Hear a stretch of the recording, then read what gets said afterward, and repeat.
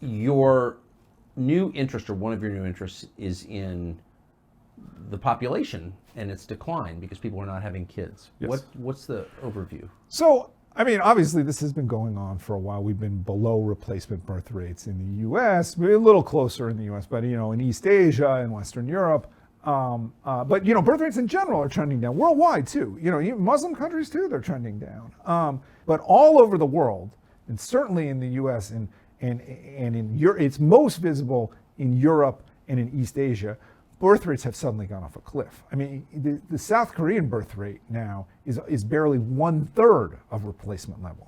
And there doesn't seem to be a bottom to this. And I mean, it's really stunning in that it's happening across every culture, or every religion, every ethnicity. The only thing that the countries have in common, attitudes towards women are different in these countries. The only things that these countries have in common is that they're wealthy. So you're saying, and now that I think about it, it's probably true, the birth rate in South Korea is lower than the birth rate in North Korea. That's a great question, but probably true. I haven't looked, but yes. I wonder if there's a clearer indicator of the health of a society than its birth rate. I mean, it's certainly hard to square that with a healthy society, or not a lot of anxiety among young people. And the idea that this is happening in wealthy societies, but it doesn't seem to be driven by economics because, there's still pockets of high fertility for ultra-Orthodox Jews and yes. Various other religious sects, and those people are very rarely wealthy.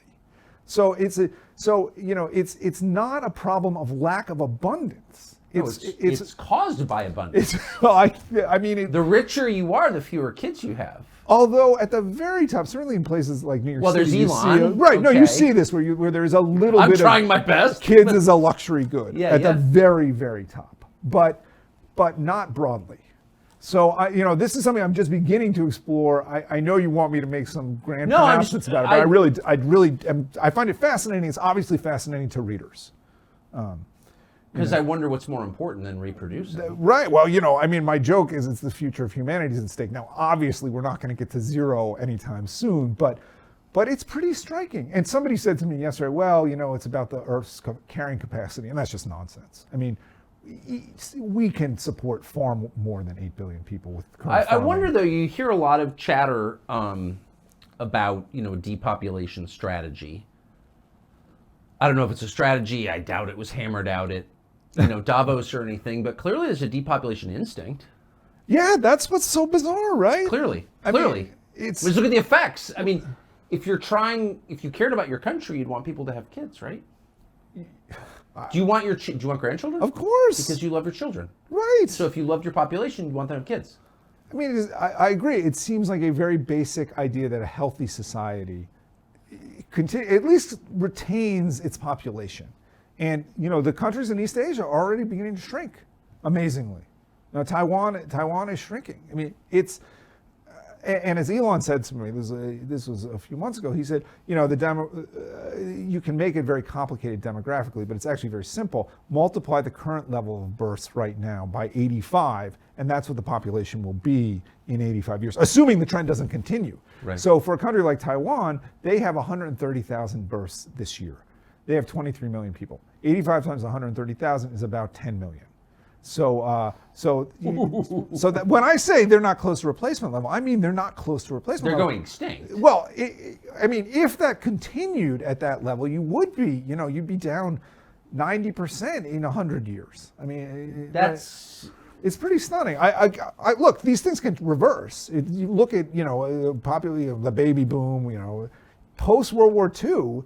There were tremendous, growth in population in the U.S. and Japan and other countries. So these things can reverse, but there's no sign it's even stopping. Can I just throw one final thing at you? So the conventional view has always been, well, this is a result of birth control. It's become much more sophisticated and widespread in the past 50 years. But if you look at the rate at which people are having sex, they're not having sex. They're not having sex. Young men not having sex. So, I mean, who saw that coming? But that's probably about the darkest thing I can think of. What is that? Right. That's part of this. I mean, and it's funny, right? Because for a couple years in the aughts, there was, the internet is, it's gonna there's gonna Tinder. They're all gonna be screwing all the time. All the youth. It turned out that's exactly the opposite. It didn't happen at all. And Which is worse. the latter is worse. Not is worse, I think. Way worse. Way worse. Yeah. Well, I just want to, first of all, thank you for the lovely sweatshirt, which I will wear this afternoon. All right. And also to congratulate you on being vindicated. And no one else is Even gonna if say it, no but one I'm else gonna say it. notices. No one else notices, but I noticed. Unreported truths, my friend. Dishonest and dangerous.